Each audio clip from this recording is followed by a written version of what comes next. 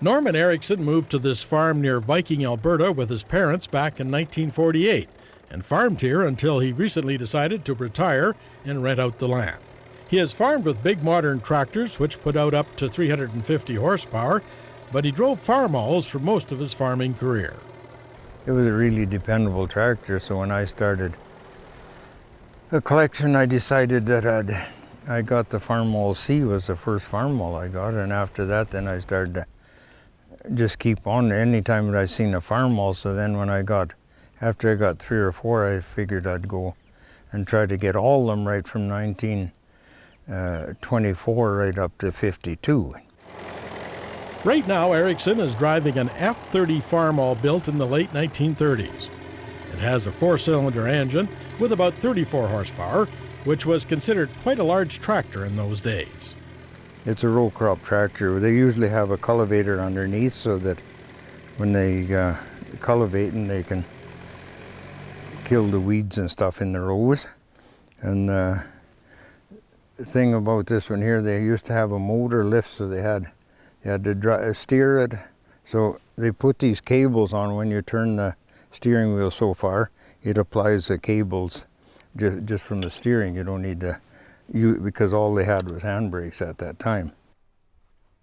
Only around 22,000 F-30s were built, making it relatively rare compared to some of the other early Farmall models, where well over 100,000 were built. As is the case with many older tractors, the F-30 starts with a crank. It's got a magneto on it, and the magneto is, you've got 2 levers here, one for the speed and one to stop it, and then after it starts you push down on the lever until you get it back in time, because so they don't backfire on you. You got to retard the magneto a little bit, or they'll backfire and kick you.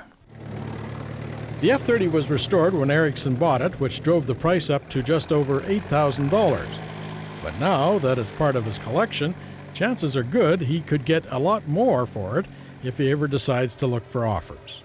I would say that once you get into a collection where you've got all of them, they kind of go by a theory. It just about doubles the price on them. Where if you had one tractor, you might get so much. If you got a big collection, they usually double the price. So I wod say probably around up in that 15,000 to 16,000. This is Erickson's 1927 Farmall Regular on steel wheels, the original Farmall model, which was made from 1924 to 1932. At about 22 horsepower, it competed very successfully against established tractor manufacturers of that era. They claim that this year's the one that put Ford out of business because he had just about 80% of all sales. Within 2 years, this tractor took 38% of Ford sales away from them. And so then they were bigger, and they were more reliable. Here we see Erickson driving his 1946 Farmall A, which has about 14 horsepower. It had previously belonged to his neighbor, but his relationship with the tractor did not end well. Did a little bit of work on the motor and tried to restore it, and he got it running and stuff if you would pull it, but he decided that one day he would crank it, and it backfired and hurt his arm really bad, so he threw the crank away and sold it to me at a pretty cheap price, like $1,500. As you can see, Erickson was able to complete the restoration work. But along the way, he came to understand some of his neighbor's frustration with this tractor.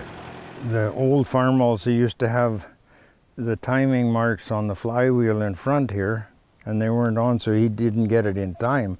So you have to open up the pan in the bottom, and there's a mark on the back by the flywheel where you have to set it. So I got him in time, and there was no problem with the kicking, but he's electric start.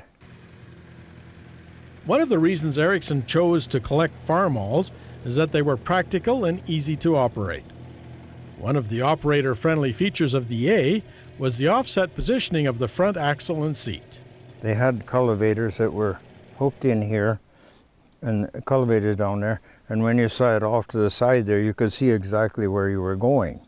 And that's the benefit of having them sitting sideways like this here. But this here's, he's a good starting little tractor and everything, and there was lots of these here. Like I wouldn't say how many, but I would think well over the 100,000 because I've seen lots of them. Erickson has a 1948 Farmall Cub, which looks quite different from the A, but he says the two tractors also have some similarities. Offset so you can see the cultivator underneath, but this one here is only 9 horsepower. Like all he had was 3 shanks, instead of probably one like that would have pulled probably 4 or 5. This is a 1949 Farmall Super C with about 15 horsepower. Erickson did a fair bit of restoration work on it and also converted it from a 6-volt to a 12-volt electrical system so it would be a more reliable starter. He says this particular tractor is one of his favorites. Very reliable, and they always run pretty smooth, you know, like they're really maintenance free. And I've always preferred this one over everything else because somebody had put hydraulics on them, so when you got some small equipment you can use the hydraulics, where most of that was something that was after the market, but it still works good.